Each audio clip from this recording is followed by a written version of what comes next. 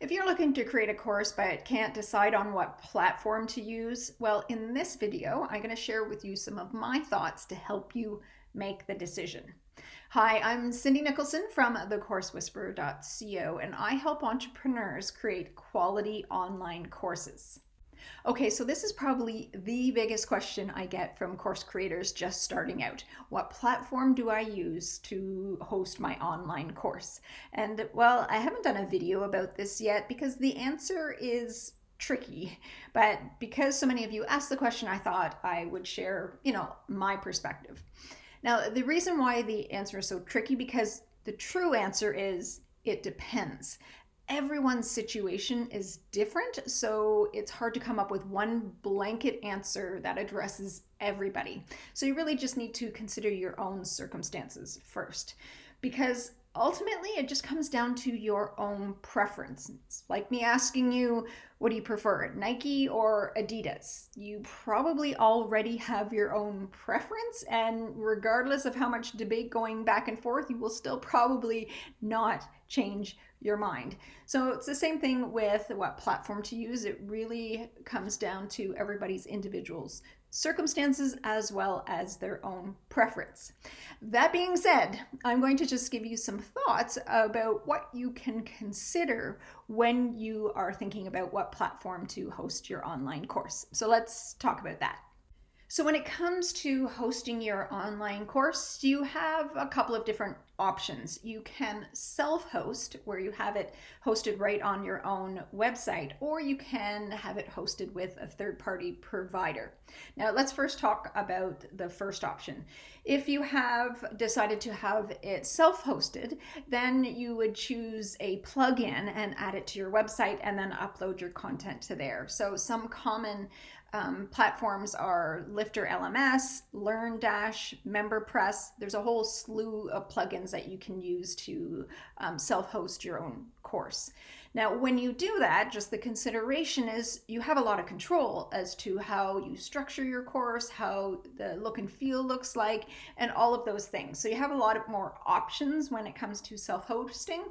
But with that increased control comes increased responsibility. So you would have to then look after other things like, where are you going to host your videos, make sure you look after the payment processing, also any technical issues that you have as this is being launched, you have to look after that yourself. So you definitely have more control. It is yours on your platform, but with that means that you're going to be responsible for the whole gamut in terms of making sure it's looked after. So it totally can be done, and people do it all the time.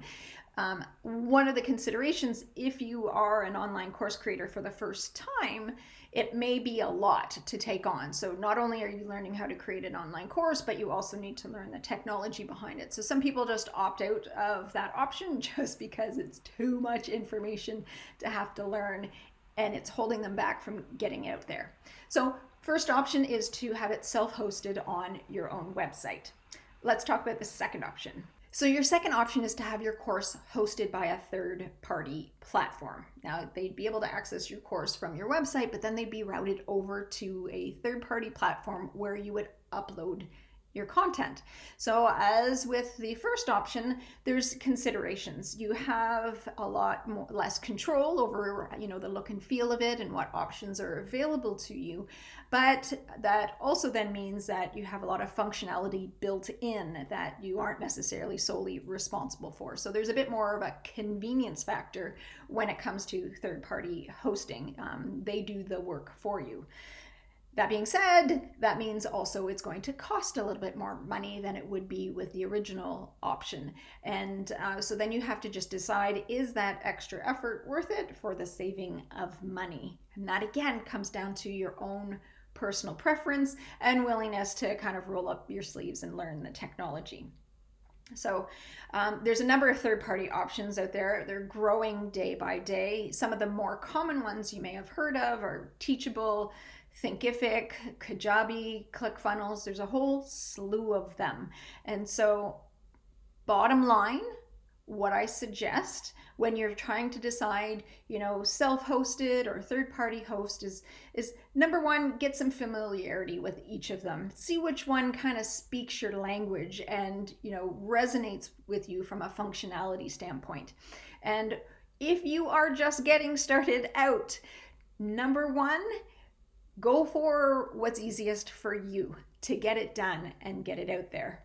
And number two, I always just make sure or just confirm that there's a good support network, because if you are creating a course and you're uploading it to a platform, you want to make sure they have good support network, whether it's in-house or other people are providing support, because I will tell you, you are going to have questions as you go through the process. So if you have the support there, that will help you keep moving forward. I do want to leave you with this one final thought though. As I mentioned, it's often when people are getting started, they don't know what platform to host their course on. And usually what I tell them is you need to get the course created first. Don't worry about making that decision. It is down the road. And if it is stopping you, if you are not creating your course because you don't know what platform to use, then park that decision. Get that course created, start working on that course, and then you can get to that final decision of where to host it. You do not have to decide in advance where you're going to host it before starting to create the content. And I will tell you, there are a lot of people that are holding themselves back from moving forward because they're just not sure what platform to use. You don't have to make that decision right now. So those are my thoughts when it comes to where do you host your online course. So if you're looking for some more help to kind of finally make that decision, or if you're looking to get the course created in the first place, join me for a free 45-minute call where you and I can talk about your next steps to how to get this course created, because ultimately you want to get something out there and get people to sign up for. So schedule a call with me. The link is in the description, and let's get your course created. Thanks so much for watching.